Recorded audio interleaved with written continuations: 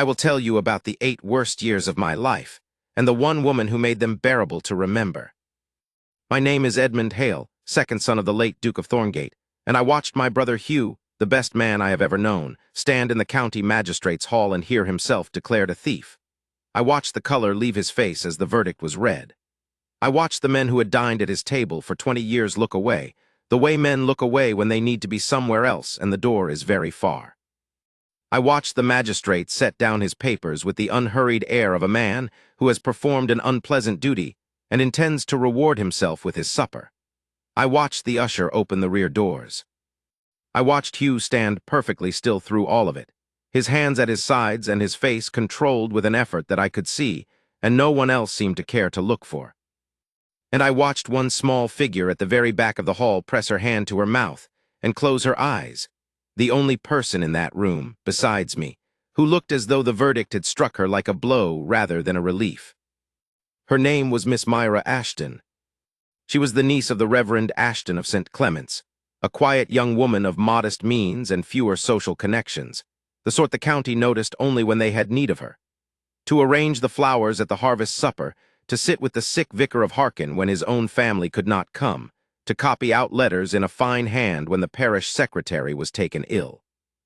She was not plain. She had a steady, serious face and eyes that took everything in. But she dressed plainly and spoke quietly and had never, so far as the county cared, done anything worth remarking on. Until the day my brother was accused. I must explain what Hugh was charged with, so you understand what was at stake. Our neighbor, Sir Gerald Voss, had spent 3 years convincing the county that Hugh had misappropriated the funds of the Thorngate Agricultural Benevolence Trust, a charitable body our father had founded, of which Hugh had taken stewardship upon inheriting the title. The charge was embezzlement, £2,400, drawn out in dribs and drabs over 2 years and never formally accounted for. The county records showed the withdrawals, the signatures matched, the money was gone. The evidence, to anyone who stopped at the surface of it, was perfectly clear and perfectly damning. What the county did not know, what only one person outside my brother's household knew, was that the money had been spent, quietly and deliberately, on paying the debts of 6 farming families whose livelihood Sir Gerald Voss was systematically destroying through illegal tithe manipulation.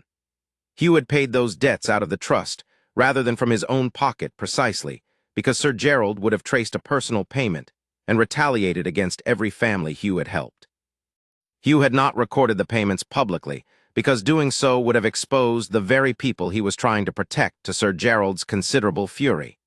He had kept no paper trail, because the paper trail was the thing that could be used against the people he was sheltering.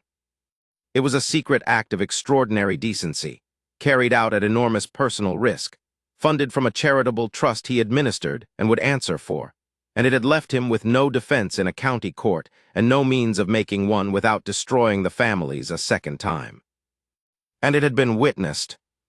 Miss Myra Ashton had accompanied her uncle to the Hale farmstead on the evening Hugh made the final arrangement with old Thomas Hale, the eldest and most stubborn of the 6 farmers in question. She had waited in the stone-flagged passage. She was there to deliver a parish note about the winter fuel distribution, nothing more, and voices carry through old walls when they are made of the right kind of stone, and the evening is quiet. She had heard the conversation through the door. She had heard the names, the sums, the assurances Hugh gave, and the thanks old Thomas could barely get out for the shaking of his voice. She had seen, through the gap when the door was briefly opened, the documents spread on the kitchen table and the letter Hugh had written in his own hand for Thomas to keep as proof of the arrangement. She had gone home that evening, and, as she later told me, was simply her habit with anything that seemed important and might later prove difficult to reconstruct. Written down in her private journal everything she had observed, including a careful transcription of the letter's key passages from her own memory, dated and signed at the bottom in her own hand. She had come forward at the preliminary hearing. She had asked to be heard. The magistrate's clerk had told her, with a politeness so thin it was barely a coating over the dismissal beneath it, that the testimony of an unmarried clergyman's niece with no formal legal standing was not required at this time, and would she kindly step aside. She had stepped aside, but she had not let go of the letter, and she had not destroyed the journal. I did not know any of this when Hugh left. The verdict had stripped him of his standing in the county, not a criminal sentence, you understand, a civil finding of breach of trust. But in a world where a man's reputation is his estate and his bond, the effect was the same as a branding iron applied in public. Hugh left Thorngate Hall on a grey October morning, bound for a distant posting he had arranged for himself with a land management concern in the north of Scotland. He had written to them quietly, in the weeks between the verdict and its taking effect, and they had accepted him on the strength of his reputation in agricultural matters, which was the one part of his name the county finding had not been able to reach. He left quietly. He said goodbye to me, to 3 servants who wept openly, and to the garden his mother had planted along the south wall, now going bare in the October cold. He did not look back at the house when the carriage moved. I stood at the gate and watched until the lane was empty, and the sound of wheels had faded entirely, and there was nothing left to watch. And then I went inside and sat in his study for a long time without lighting the lamp. He did not say goodbye to Miss Myra Ashton, because he did not know she had tried to save him. I found out gradually over the months that followed, in the way important things are often learned, in pieces, from people who did not know they were telling me anything. First from the Reverend Ashton himself, who let slip in a moment of helpless and rather undirected honesty that his niece had attempted to speak at the hearing and been turned away rather rudely. Then from young Thomas Hale, old Thomas's son, who had taken over the farm when his father died the previous spring, who confirmed that a quiet young lady from the vicarage had come to him twice in the weeks after the verdict asking whether his father had kept any letter from the Duke's visit that autumn 2 years past. He had not. The cottage had been cleared without anyone knowing what to preserve. It was Miss Ashton herself who told me the rest, in the vicarage parlor one rainy Tuesday afternoon when I called on her uncle about a parish matter, and found her alone with her mending basket and a gray cat asleep on the hearth. She told me in a voice so even, so entirely without drama, that I had to remind myself at every sentence that this was not an ordinary accounting of ordinary facts. She had the transcription she had made that night, carefully dated, signed, with marginal notes she had added later from conversations with the Hale families. She had her journal entries. She had spent the month since the verdict quietly calling on 2 of the 6 farming families, and had obtained their written statements, sworn before the curate at St. Clement's, attesting to the Duke's arrangement and its fulfillment. Everything was in the same locked box with her household accounts. "Why," I said, the word came out barely above a whisper. She looked at me with those serious gray eyes and said, "Because the truth is the truth, Mr. Hale, and it should be somewhere even when no one is listening for it." I asked her whether she understood what her defense of my brother had cost her. She had spoken his name publicly in a county that had declared him guilty. She had been seen making calls on the Hale families, who were not fashionable people at the best of times, and were considerably less so now. The drawing rooms had taken note and drawn their conclusions with the quiet efficiency they always applied to these matters. The clergyman's niece was peculiar, perhaps a little unhinged in her loyalties, certainly not a suitable person to be invited to the midsummer assembly or introduced to one's connections any longer. The invitations had stopped. The calls had ceased. One particular lady, I will not name her, she has since had occasion to be ashamed of herself, had made a point of looking through Miss Ashton in the street on 3 separate occasions, a public slight that the high street of Thorngate Village was happy to witness and report. The county had closed around her in the polite, impenetrable way it closed around anything that inconvenienced it. She said she was aware of all that. I asked whether she minded. She was quiet for a moment. She smoothed a fold in the mending on her lap, an unconscious gesture that I would come to associate with her thinking. Outside, the rain ran down the vicarage windows in uneven lines. "I mind that he doesn't know," she said. "I don't mind the rest." I wrote to Hugh that evening. I told him everything. I was halfway through the letter before I understood that my hands were not quite steady, not with grief this time, but with something closer to a shaken, rising awe that I did not have words for yet.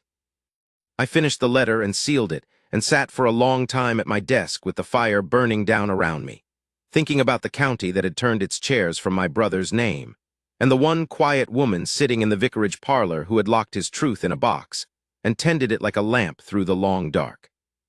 His reply came 3 weeks later, 2 pages close written, in the hand I knew as well as my own. I will not repeat what he said because those words were not meant for anyone but me, and were not the kind of thing Hugh was in the habit of setting down on paper, which told me something about the state he was in when he wrote them.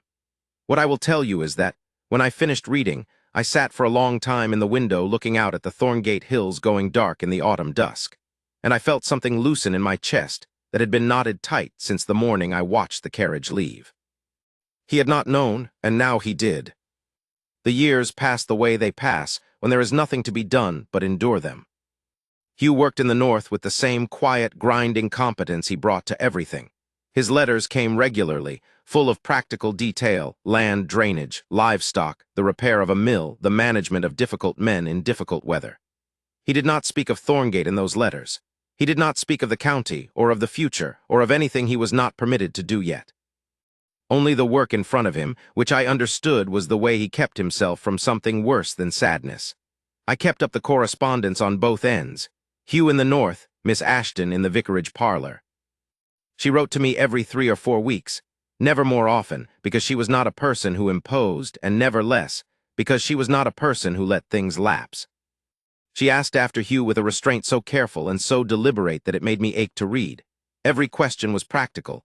Every inquiry was framed as concern for a fellow county member unfairly exiled. Every letter ended on some note about the parish roof or the coming harvest, as if she were determined not to let the real thing show. I carried his inquiries about her well-being back to her in the same careful code, the same studied indirection. He asked whether she kept well. He asked whether the Reverend's health had improved. He asked once whether the vicarage garden was as fine as he remembered. These were not the questions he actually wanted answered. Neither was I asked to say so. Neither of them asked me to forward anything directly. I think they were both too proud, and perhaps too frightened of what forwarding something directly might mean, what it might cost, what it might start that could not then be stopped. And so I carried the thread between them for 7 years, month by month, letter by letter, season by season, and neither end knew quite how steadily the other still burned. The unraveling of Sir Gerald Voss came from a direction none of us had anticipated. A solicitor in London, settling the estate of a man named Carver who had been Sir Gerald's financial agent for better than a decade, discovered a cache of private correspondence stored in a false-bottomed drawer of a writing desk in Carver's Holborn offices. Sir Gerald had never imagined that Carver would have the poor taste to predecease him, still less that his papers would be examined by a solicitor with a conscience. The letters were explicit. They described, in Sir Gerald's own handwriting and Carver's equally incriminating replies, the scheme by which the tithe manipulations had been managed across 6 county farms over 3 years, the deliberate falsification of the trust records to implicate Hugh, and most damningly, in a postscript that Sir Gerald had apparently written in a moment of unguarded satisfaction. The precise arrangements that had been made to ensure that a certain witness at the preliminary hearing would be turned away before she could speak. He had known about Miss Ashton's attempt to come forward. He had arranged, through the clerk, for her to be dismissed. The solicitor took the letters to the county sheriff rather than to Sir Gerald's heirs, which spoke well of him. I received a forwarded summary from the sheriff's office on a Wednesday morning in early March. I read it twice at my breakfast table, with the tea going cold beside me. Then I put on my coat without finishing the meal and walked to the vicarage. She read the letter I brought with her hands perfectly still on the parlor table, and her face giving very little away. She set it down when she finished and looked at the window for a long moment. Outside, the March garden was bare and cold still, with only the first pale green things beginning at the edges of the path, cautious as everything is in early spring, not yet certain the frost is done. She sat with the particular stillness of someone who has been waiting for something for 8 years, and is not entirely certain, even now, that it has truly come and will not be taken back. I watched her face and thought of all the mornings she must have sat exactly like this, alone in the parlor with the truth locked in its box. "Will they clear him?" she said. "The sheriff believes so. The solicitor's evidence is overwhelming, and your documentation will corroborate it at every point." I paused. "Miss Ashton, you have been holding the proof of his innocence for 8 years. She was quiet for a moment. Outside, a late thrush called once from the garden wall and then was silent. "When will he come home?" she said. "I have already written. I expect him before the formal hearing." She nodded, smoothed the letter with 2 fingers, that gesture I knew by now, and did not say anything more.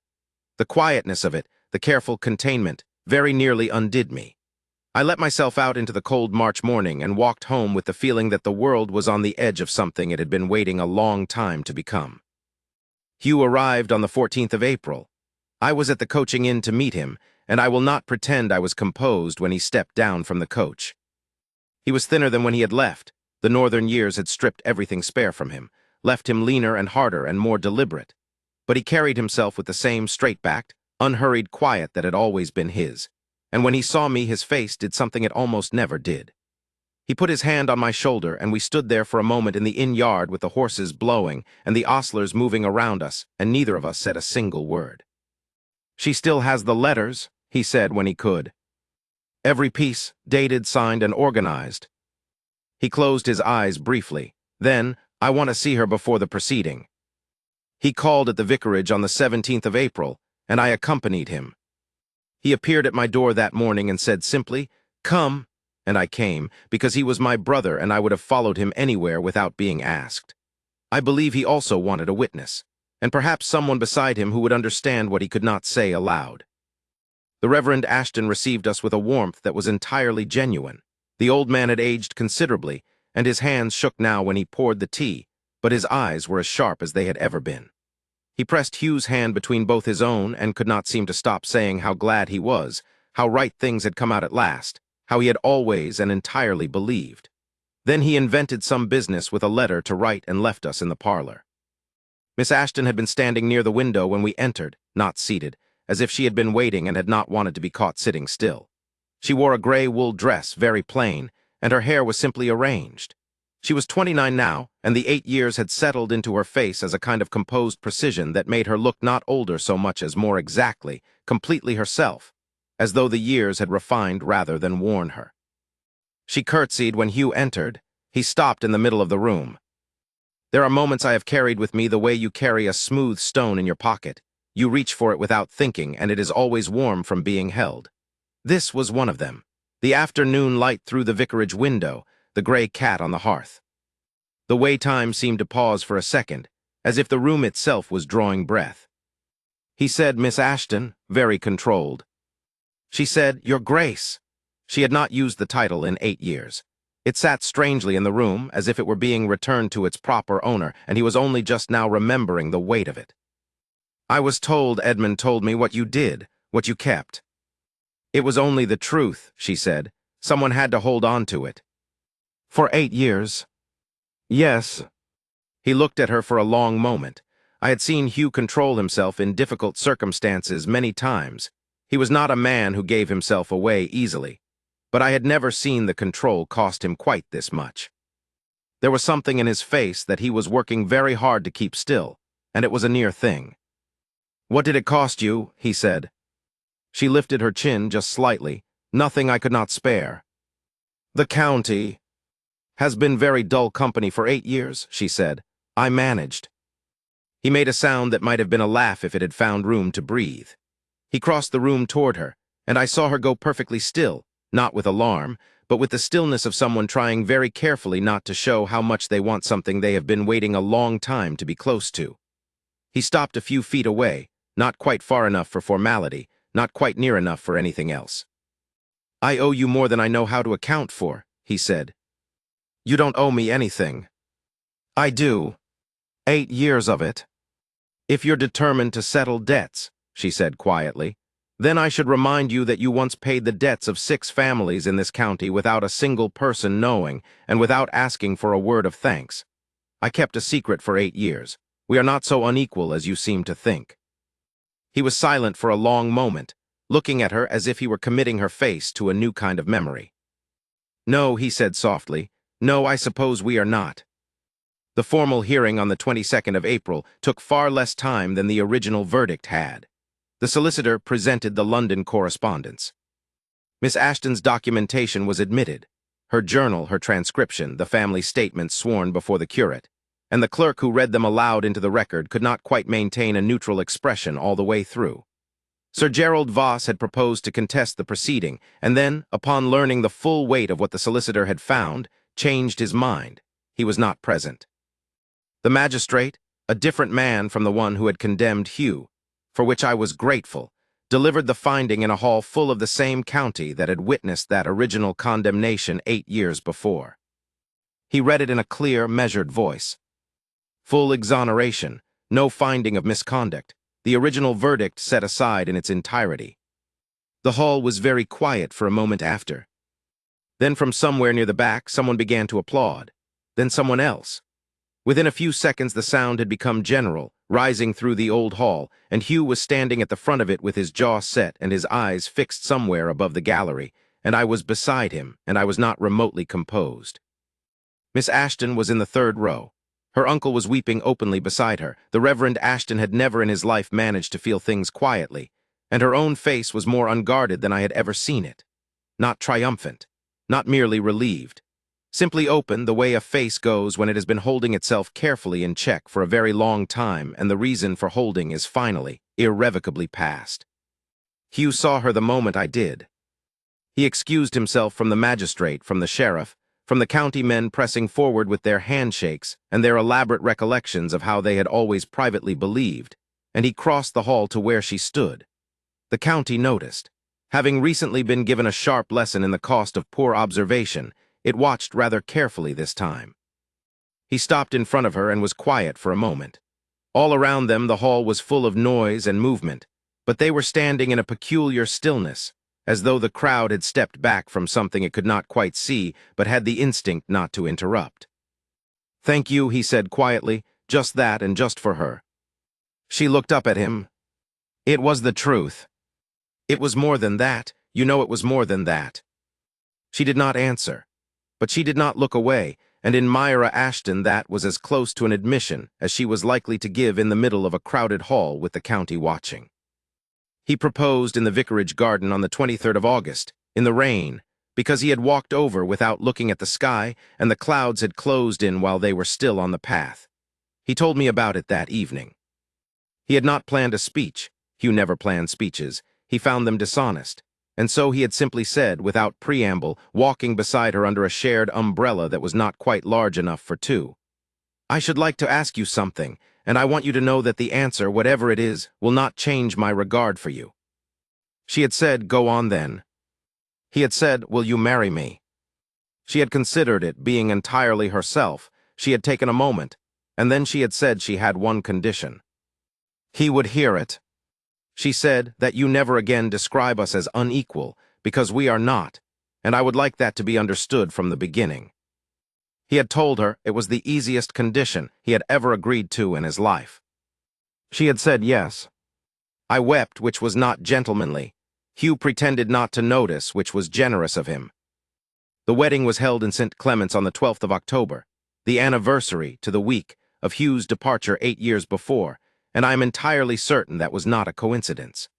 The Reverend Ashton performed the ceremony himself, his voice wavering considerably on the vows and steadying itself with evident determination on the blessing, as if he had been saving the last of his composure for the part that mattered most. The county attended in force, with a warmth I believe was both genuine and moderately ashamed of itself. Myra walked down the aisle of St. Clement's in pale gold silk, not elaborate, because she was not an elaborate person, but beautiful, quietly and completely beautiful in the way she had always been, and the county had spent 8 years being too busy to notice. The flowers were white and simple, the kind she would have chosen. Her uncle met her at the door and was obliged to stop once in the giving away to collect himself, and the entire congregation waited in patient, respectful silence. These were people who had recently been reminded what patience was worth. Hugh was standing at the front of the church. When she came down the aisle, his face went through the thing it only did for her, still first, and then open, and for a moment he looked not like the restored Duke of Thorngate or the most feared man in 3 counties, but simply like a man who has been given back something he spent 8 years not quite allowing himself to believe he would see again. He took her hand when she reached him. He kept it through the whole of the service and long after, and when the vows were made his voice was very steady, because Hugh was always steady in the moments that mattered most. After the wedding breakfast, I shook a great many hands, accepted a great deal of the county's sudden and elaborate conviction that they had always known it would come right in the end, and drank rather more than I had intended. Then I found my way out to the churchyard for a few minutes, away from the warmth and the noise and the county's belated warmth, and stood looking at the Thorngate Hills in the October afternoon light. The old church at my back, the hall visible on the hill where it had always been, solid and stone and waiting. 8 years is a long time, and it is also, in the end, a very short distance from the place you always meant to return to. It was one of those days that cannot decide if summer is truly over, warm sun coming through cold air, the smell of everything turning. I stood there and breathed it in. Myra found me after a few minutes, still in her wedding gown, a glass in her hand, and she leaned against the churchyard wall beside me with the comfortable ease of someone who does not require conversation to make a silence feel friendly. We stood together without speaking for a while. "You carried the thread," she said at last, not looking at me. "All those years, you carried it between us and neither of us asked you to." "Someone had to," I said. "No," she said gently. "Someone chose to, that is different." I thought about the magistrate's hall 8 years ago. I thought about this woman at 21, dismissed by a clerk, going home alone to the vicarage and sitting down at her desk and writing it all out because she believed the truth deserved a place to live even when no one was looking for it. I thought about every careful letter she had sent me, and every careful letter I had carried north. "You kept his name safe," I said. "I only carried letters." She looked at me sidelong, and the warmth in her face was the kind that had been there all along, waiting for the county to look up long enough to see it. "Letters," she said, "are not nothing." Inside, through the open door of the church hall, I heard my brother laugh. The real laugh, the one he kept for moments he had stopped expecting, deep and sudden and entirely unguarded, the kind that comes from somewhere a man keeps locked for a very long time. I had not heard it in 8 years. I raised my glass. Myra raised hers. We stood together in the October sun and said nothing else because there was nothing left that needed saying. He was home. The truth had come out. She had kept something burning through 8 long years, quietly and without asking for anything in return, because she had believed, with the steady, unshakable certainty that was the whole of her, that he deserved to find it waiting when he came back. That was the whole of it. And it was more than enough.